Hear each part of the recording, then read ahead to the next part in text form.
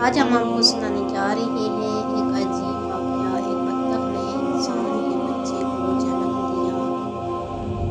ایک گاؤں میں ایک غریب کسان رہتا تھا جو بہت نیک دل اور محنتی تھا۔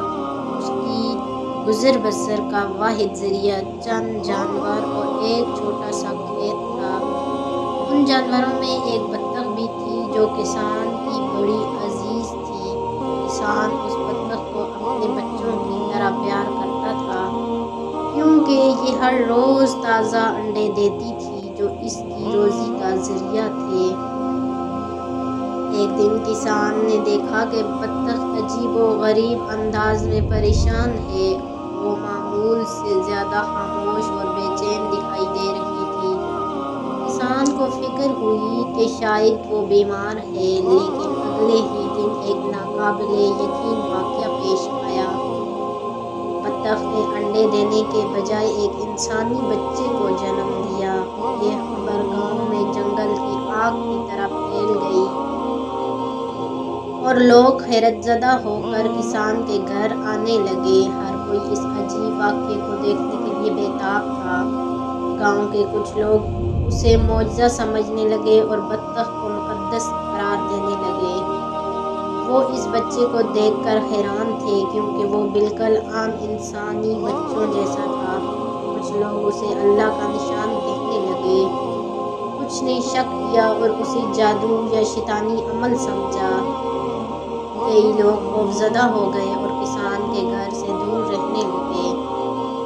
اس عجیب واقعے کی خبریں قریبی علاقے کے ایک عالم دین تک بھی پہنچ گئیں۔ وہ کسان کے گھر آئے اور اس واقعے کا بغور جائزہ لیا۔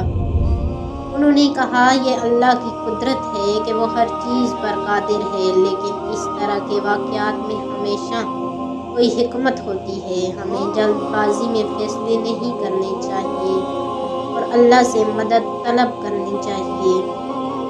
کسان نے اس بچے کو قبول کر لیا اور اسے اپنی اولاد کی طرح پالا۔ بچے کا رویہ اور عادات عام انسانوں کی طرح تھی، لیکن اس کے باوجود گاؤں کے لوگوں میں کئی سوالات کو جنم دیا۔ کچھ لوگ اسے آزمائش سمجھ کر اللہ کی طرف رجوع کرنے لگے، جبکہ کچھ اس واقعے کو جھوٹ سمجھ کر کسان کا مذاق اڑانے لگے۔ کچھ مہینوں بعد عالم دین نے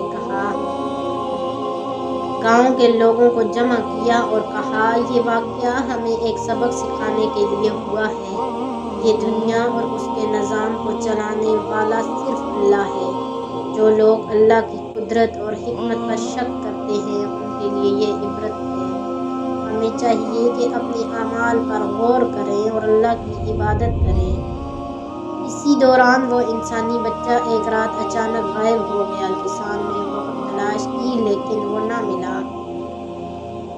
لوگ سمجھ گئے کہ یہ اللہ کی طرف سے ایک آزمائش تھی جس کے ذریعے ہمیں اپنے ایمان کو مضبوط کرنا تھا۔ یہ کہانی ہمیں اللہ کی قدرت، حکمت اور اس کے عجائب پر غور کرنے کا درس دیتی ہے۔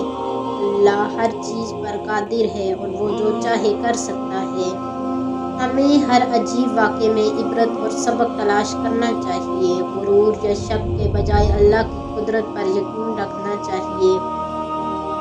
اللہ کی آزمائش انسان کو سبق دینے کے لیے ہوتی ہے، نہ کہ خوفزدہ کرنے کے لیے۔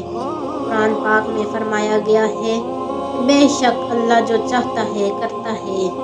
یا اللہ ہمیں اپنے نظام اور قدرت کو سمجھنے کی توفیق دے اور ہمیں ان آزمائشوں سے سبق لینے والا بنا۔